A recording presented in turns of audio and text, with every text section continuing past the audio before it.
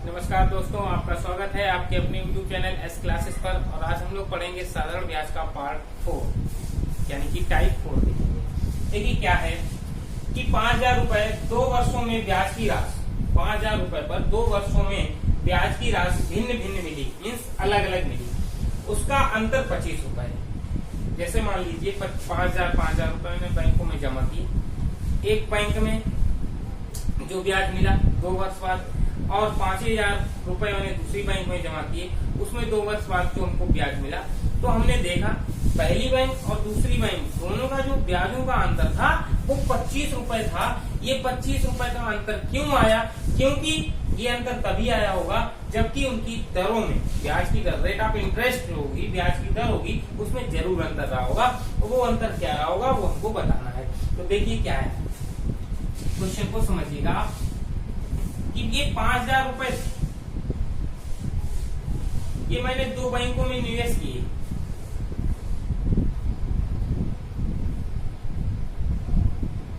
ये bank first है और ये बैंक सेकंड है।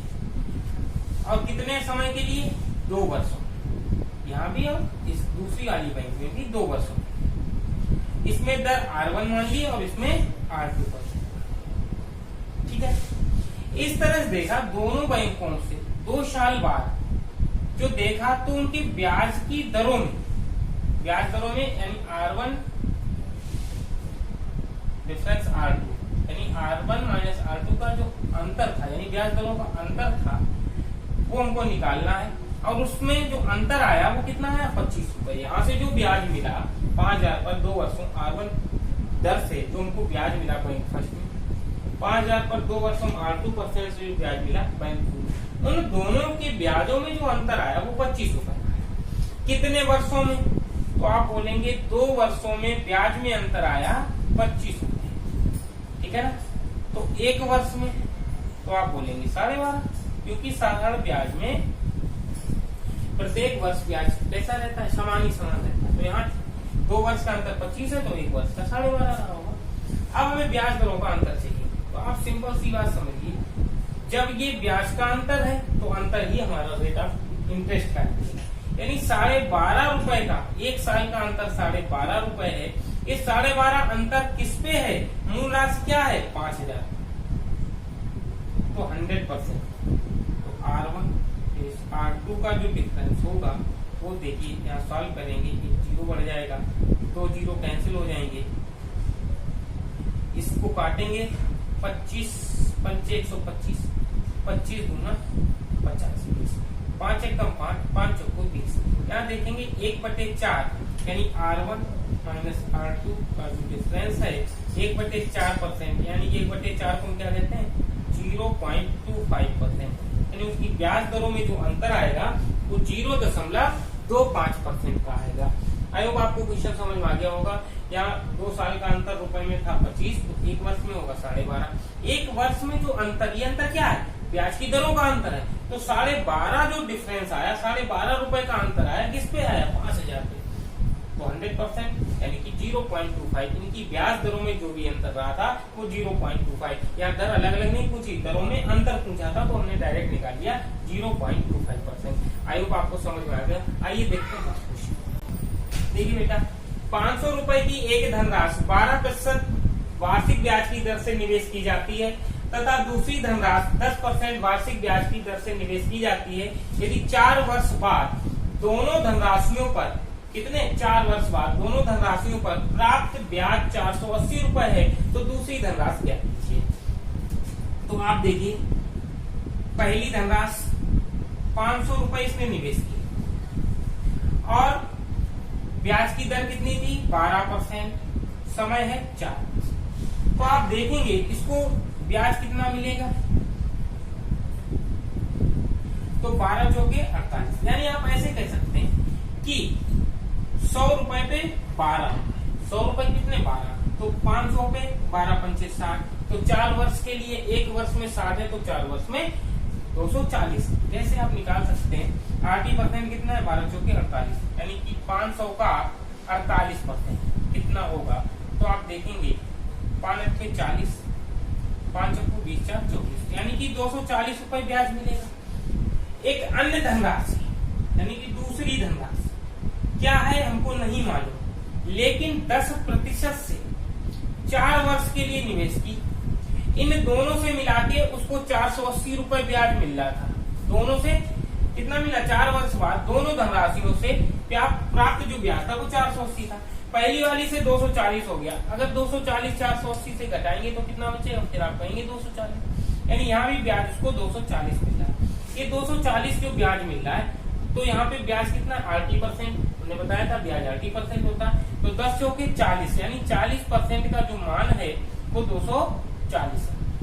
तो 0 से 0 काटेंगे, 4 छंगे 24, यानी 1% का मान 6 रुपए है। तो 100% 2 0 चपका दो 600 रुपए, यानी दूसरी जो धनराशि होगी वो 600 रुपए होगी। आई होप आपको क्वेश्चन अच्छे समझ में आ गया होगा। आइए इसी टाइप का एक और क्वेश्चन है। मोहन ने कुछ धनराशि 9% वार्षिक साधारण ब्याज की दर से तथा उसी के बराबर की राशि, जितनी राशि पहले दी उसी के बराबर की राशि 10% साधारण ब्याज की दर से 2 वर्ष के लिए उधार दी। इससे उसे कुल 760 रुपए ब्याज के रूप में प्राप्त हुए। प्रत्येक के लिए दी गई धनराशि ज्ञात कीजिए, यानी धनराशि निकाली, जो धनराशि निकलेगी वही बराबर बराबर धनराशि होगी जो दोनों को दी गई होगी।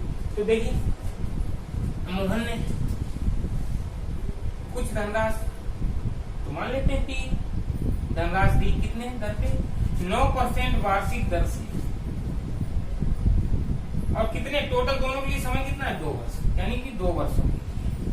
ठीक है, उसी के बराबर की धनराशि P रुपए उसने एक दूसरे व्यक्ति को दी है 10% वार्षिक ब्याज की दर से 2 वर्ष। इस प्रकार इन दोनों से जो ब्याज मिलेगा, इस प्रकार से इन दोनों से, यहाँ पे जो ब्याज, यहाँ पे इन दोनों से ब्याज जो उसे कुल मिला के मिल रहा है वो कितना है? 760 रुपए। ठीक है ना, यहाँ से जो ब्याज मिल रहा है और यहाँ से मिल रहा है वो 760 रुपए। तो आप ये बताइए, ये ब्याज है, क्या है बेटा? ब्याज। ब्याज साधारण ब्याज क्या होता है? 80%। तो यहाँ से कितना बन रहा है? 18%, और यहाँ से 10 दूनी 20%, यानी कि दोनों से मिलाकर टोटल ब्याज 18 और 20 कितना बन रहा है? तो आप बोलेंगे 38%। और क्वेश्चन में ब्याज रुपए में कितना है? 760 रुपए। तो 38 दूना 76 यानी कि 20। 1% का जो मान है वो 20 है। 2 0 चपका दो क्योंकि मूलधन 100%, यानी 2000, यानी उसने 2000 रुपए यहाँ पे और 2000 रुपए यहाँ पे दिया, यानी आंसर हो जाएगा प्रत्येक को दी गई धनराशि 2000 रुपए होगी। आई होप आपको क्वेश्चन समझ आ गया होगा। आइए देखते हैं नेक्स्ट क्वेश्चन। ए ने बी को 2500 रुपए तथा उसी समय, एक व्यक्ति था जिसने बी को 2500 रुपए तथा उसी समय सी को कुछ राशि 7% वार्षिक साधारण ब्याज की दर से उधार दी।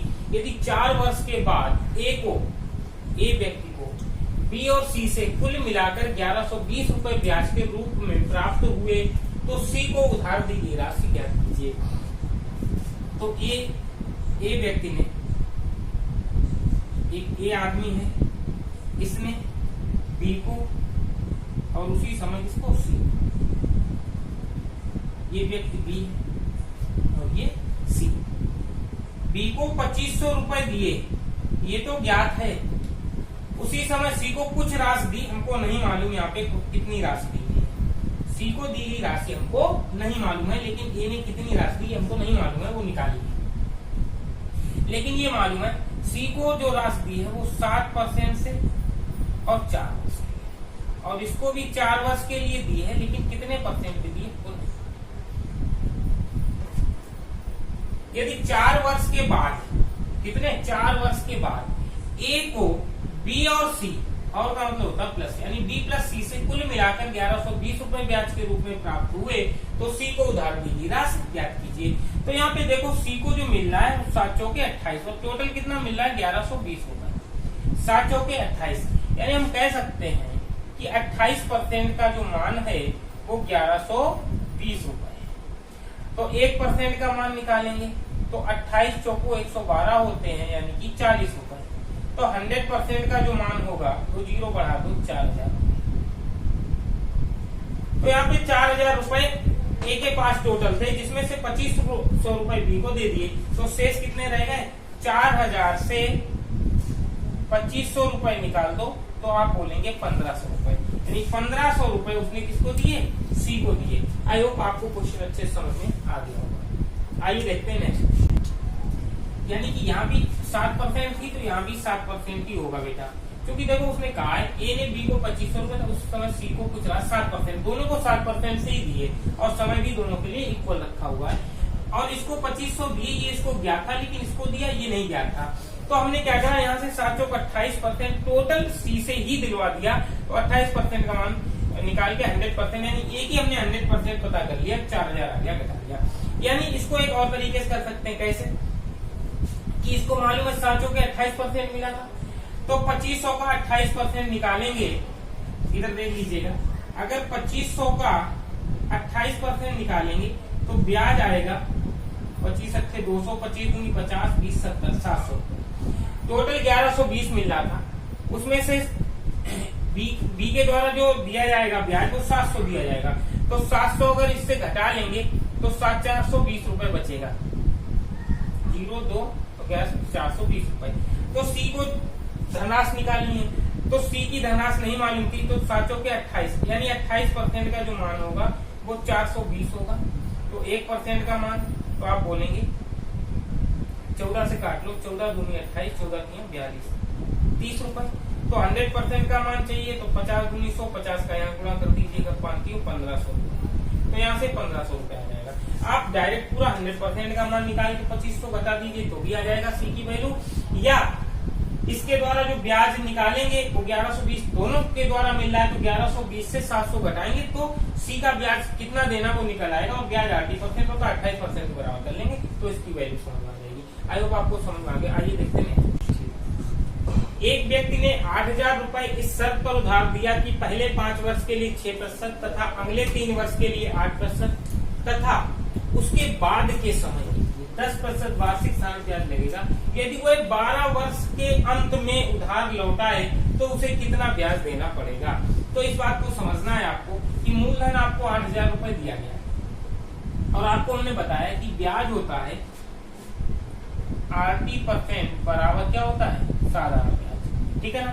तो R और T का मल्टीप्लाई करोगे तो क्या मिल जाएगा, ऐसा, ठीक है ना। तो पहले 5 वर्ष, तो समय 5 वर्ष, पहले 5 वर्ष के लिए उसको कितना दर देना पड़ रहा है, 6% के हिसाब से, तो आप बोलेंगे 6 पंचे 30% हो गया ब्याज। अगले 3 वर्ष यानी कि समय के सामने समय लिखेंगे, दर के सामने दर, अगले 3 वर्ष के लिए उसको 8% देना पड़ रहा है, तो आप बोलेंगे 8 3 24% ब्याज पड़ेगा। तथा उसके बाद के समय के लिए 10%, यानी दर आपको 10% दी है। अब काफी लोग समझ रहे हो कि समय क्या है 12, नहीं भाई, उसने क्या करा, यदि कोई 12 वर्ष के बाद लौटाएगा वापस तो आप देखेंगे 5 साल 3 5 3 8 साल हो गए, टोटल 12 साल थे, 8 साल निकाल लेंगे तो कितना बचेगा, 4 वर्ष। इस बात को समझिए आप लोग कि 5 वर्ष के लिए 6%, 3 वर्ष के लिए 8%, तथा उसके बाद के समय के लिए टोटल समय 12 वर्ष लगना है और 8 वर्ष हमारा निकल चुका है, 5 3 8, तो रहे कितना जाएगा, 12 से 8 जाएगा 4 वर्ष, यानी कि 10 चौके 40%। इस तरह से आप देखेंगे कुल मिलाकर ब्याज जो देना पड़ रहा है 4 और 4 तो 6 3 9 94% उसको ब्याज देना पड़ेगा। तो आपको सिंपल मालूम, मूलधन कितना है 8000, तो 8000 का 94% निकाल दीजिएगा, 0 0 0, 8 चौको 32 की 2, 8 ने 72 3 75, 7520 रुपए उसे साधारण ब्याज देना पड़ेगा, और यही हमारे क्वेश्चन का आंसर होगा। आई होप आपको अच्छे समझ में आया होगा। एक क्वेश्चन और देखते हैं इसका। देखिए, किसी धनराशि पर पहले 2 वर्ष के लिए आपको 4% साधारण ब्याज देना पड़ेगा, अगले 4 वर्षों के लिए 6% दर से देना पड़ेगा, तथा इससे अधिक समय के लिए ब्याज की दर 8% रहेगी। यदि 9 वर्षों में कुल साधारण ब्याज 1120 रुपए हो तो वह धनराशि ज्ञात कीजिए, यानी मूल राशि आपको निकालनी है। तो हमने बताया है दर और समय के गुणनफल को ही हम क्या बोलते हैं, साधारण ब्याज। तो आप पहले 2 वर्ष, समय के सामने 2 वर्ष के लिए दर कितनी है 4%, तो आप बोलेंगे 4 दूनी 8% ब्याज देना पड़ेगा। अगले 4 वर्ष के लिए ब्याज की दर 6% है, तो आप बोलेंगे 6 चौके 24% देना पड़ेगा। इससे अधिक समय के लिए 8%, यानी दर 8% है इससे अधिक समय के लिए। समय आपका 4 को 6 साल हो चुका है, जबकि हमको देना 9 वर्ष बाद है, तो 9 से 6 वर्ष निकाल दो, कितना बचेगा 3, यानी 8 या 24%। इस तरह से आपको टोटल ब्याज जो है 8 4 12 4 16 की 6 2 2 4 1 5, यानी कि ब्याज टोटल इस हिसाब से आपको कितना देना है 56%। लेकिन क्वेश्चन में आपको ब्याज देना है 1120 रुपए। तो 56 दूना 112, यानी 1% का जो मान है वो 20 रुपए है, तो 100% तो जीरो चिपका दीजिएगा 2000 रुपए, और यही आपका आंसर है कि वो मूल राशि 2000 रुपए थी। आई होप क्वेश्चन को समझ में आ गया होगा। एक और क्वेश्चन देखते हैं। प्रताप ने अरुण से कोई धनराशि सरल ब्याज पर प्रथम 3 वर्ष, यानी पहले 3 वर्षों के लिए 12% वार्षिक दर से, अगले 5 वर्षों के लिए 16% वार्षिक दर से तथा 8 वर्ष से अधिक समय के लिए 20% वार्षिक दर से उधार ली गई।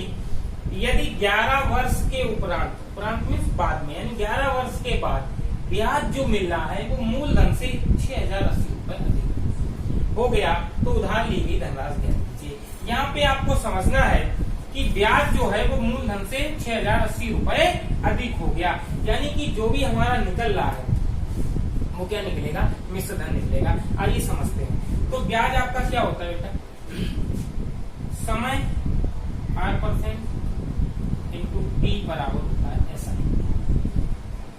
ठीक है ना। अब यहाँ पे देखेंगे साढ़े ब्याज प्रथम 3 वर्ष, यानी कि 3 वर्षों के लिए दर है 12%, यानी समय 3 दर 12%, मल्टीप्लाई कराएंगे तो 12 3 36% आ गया। अगले 5 वर्षों के लिए दर रहेगी 16%, 16 5 80 हो गया 80%, तथा 8 वर्ष से अधिक समय, यानी 5 3 8 वर्ष हो गया, इससे अधिक समय के लिए दर कितनी रहेगी 20% रहेगी, इससे अधिक समय। लेकिन टोटल हमें कितने वर्षों के लिए 11 से 8 चला गया, बची कितनी 3 वर्ष, टोटल समय 11 होना चाहिए, तो 5 3 8 3 11, तो 20 3 60%।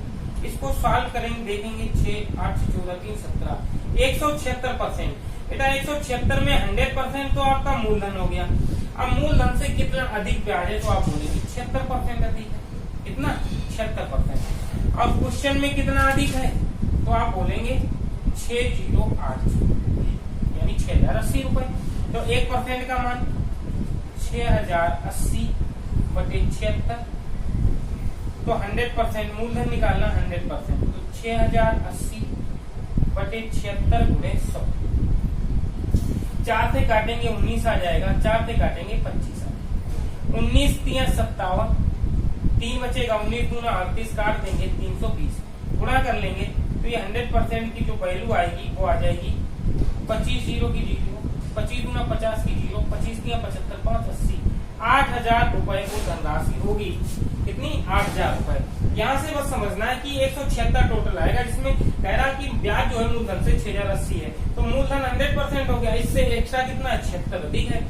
तो आप ऐसे भी कर सकते हो कि 176 ऐसा ही आ रहा मीन्स ब्याज 176 आ रहा है, टोटल राशि कितनी होती है 100%।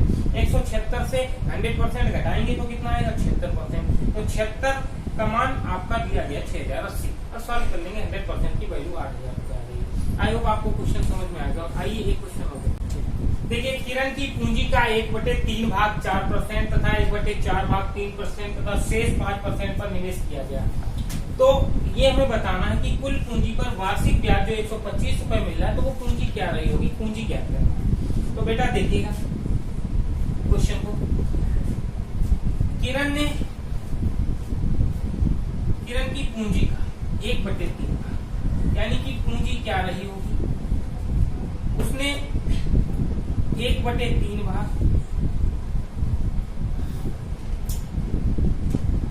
1/4 भाग और शेष इस तरह से डिवाइड किया, यानी किरण की पूंजी, कुछ भी पूंजी यहाँ रही होगी, उसका 1/3 भाग 1/4 भाग और शेष भाग अलग अलग प्रतिशत दर पर निवेश किया। तो देखिए हम वो पूंजी क्या मानेंगे, ये क्वेश्चन बहुत ही सिंपल होते हैं। आपको दिया गया कि 1/3 भाग और 1/4 भाग और शेष है, तो 3 और 4 का जो एलसीएम होगा कितना होगा 12, कितना होगा 12। तो हम मान लेते हैं 1200 पूंजी होगी, हमने क्या करा, 2 जीरो बढ़ा दिए क्योंकि हमारा फ्रैक्शन ना बने, दशमलव ना आए, कैलकुलेशन में दिक्कत ना हो। 3-4 का एलसीएम 12 था, मैंने मान ली पूंजी 1200 होगी, तो 1200 का 1/3 निकालेंगे। तो 1200 का 1/3 जैसे ही निकालोगे आप, 3 चक्कू 12, तो कितना आ जाएगा 400। 1200 का 1/4, 4 3 12, 300 आ गई धनराशि। और शेष 4 3 7 हो गया, 1200 से 700 घटाएंगे तो शेष राशि कितनी बची, 500, यानी टोटल मिला के 1200 हो गई। ये राशि हमारी, आप क्या करेंगे, सिंपल देखेंगे, की हमें राशि नहीं मालूम, भाग दिए गए कि 1/3 भाग, 1/4 भाग और शेष भाग। तो 1/3 1/4 का हमने एलसीएम लिया तो आया 12। कितना एलसीएम आया, 12, यानी वो पूंजी मैंने 1200 मान ली। 1200 क्यों मान ली, 2 जीरो इसलिए बढ़ा दी क्योंकि हमारा आगे कैलकुलेशन करेंगे तो फ्रैक्शन ना आए, ठीक है ना। अब देखिए 400 पूंजी हो गई, 300 हो गई और शेष 500। अब आपने देखा 1/3 भाग उसने कितने 4% पर, और 1/4 भाग 3% पर, और शेष को 5% पर निवेश किया। और कितने, वार्षिक, यानी 1 वर्ष के लिए। तो 1 वर्ष में कोई फर्क नहीं पड़ता है, 8% ही ब्याज होता है। 400 का 4% आप बोलेंगे 16, आप निकाल सकते हो कि 400 का 4% कितना होगा 16, यानी 16 रुपए ब्याज हुआ। यहाँ पे 9 हो जाएगा और यहाँ पे 25। तो आप देखेंगे कि 16 9 25 और 25 50, टोटल कितना मिल रहा है 50। कितना मिल रहा है 50, हमारे 50 मिल रहा है, लेकिन क्वेश्चन में कितना मिल रहा है 125। 125 तो 1% 1 का मान, तो 125/50, 25 दूना 50, 25 पंचे 125। तो हमको निकालना पूंजी कितनी थी 1200 का, तो 1200 बराबर क्या हो जाएगा 5/2 गुणे 1200, 2 से काटेंगे 2 12, यानी 6 पंचे 3000 रुपए उसकी पूंजी थी। आई होप आपको अच्छे समझ में आ गया होगा। हमारे द्वारा पढ़ाया गया कंटेंट आपको अच्छे समझ में आ रहा है तो कृपया मेरा चैनल शेयर करिए, सब्सक्राइब करिए, ज्यादा से ज्यादा लाइक करिएगा और ज्यादा से ज्यादा सब्सक्राइब करिएगा ताकि लोग हमसे जुड़ सकें।